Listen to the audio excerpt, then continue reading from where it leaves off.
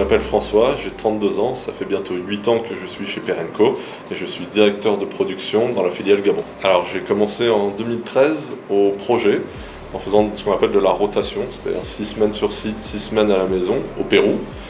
Après une année au Pérou, j'ai basculé à la production. Et là, cette fois en Afrique de l'Ouest, au Cameroun, où j'ai été ingénieur production. Et dans ma 3e année, j'ai eu l'opportunité de passer chef de site. Et après 2 ans de chef de site offshore au Cameroun, j'ai basculé en République démocratique du Congo, mais cette fois onshore. Et après, avec une situation de famille qui a évolué, avec la présence d'enfants et ainsi de suite, j'ai demandé une expatriation. Et du coup, Perenco m'a donné cette opportunité ici au Gabon.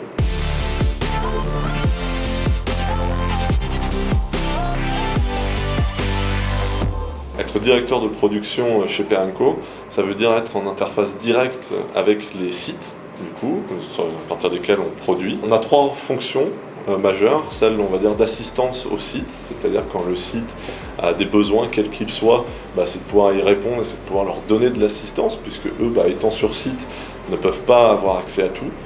Il y a une 2e fonction qui va être celle de coordinateur, entre les différentes demandes des départements, que ce soit les départements projet, les départements d'intervention QI, les départements maintenance par exemple, où nous, notre rôle va être de pouvoir coordonner ces demandes et de voir comment les réaliser. Le 3e rôle se situe plus du côté managérial, décisionnel, c'est-à-dire avoir cette capacité à mettre des priorités sur les travaux à effectuer, les coordonner et décider si oui ou non un travail s'effectue ou pas.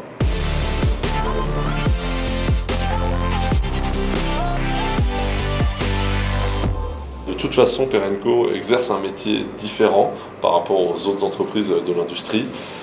Ça passe par plusieurs choses. La première, je pense, c'est la structure de Perenco, qui est une structure beaucoup plus directe et sur laquelle les prises de décision sont rapides, et ce qui nous permet en fait d'être extrêmement dynamique, de pouvoir nous adapter rapidement en situation de crise par exemple, de pouvoir également, quand il y a des bonnes idées, les mettre en place très vite.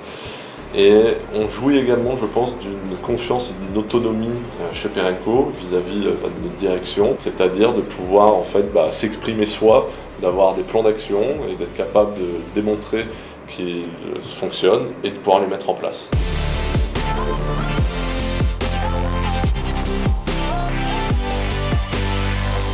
Ça fait bientôt 8 ans chez Perenco et pourtant j'ai bien failli, je pense, ne pas passer le 3e jour de Perenco.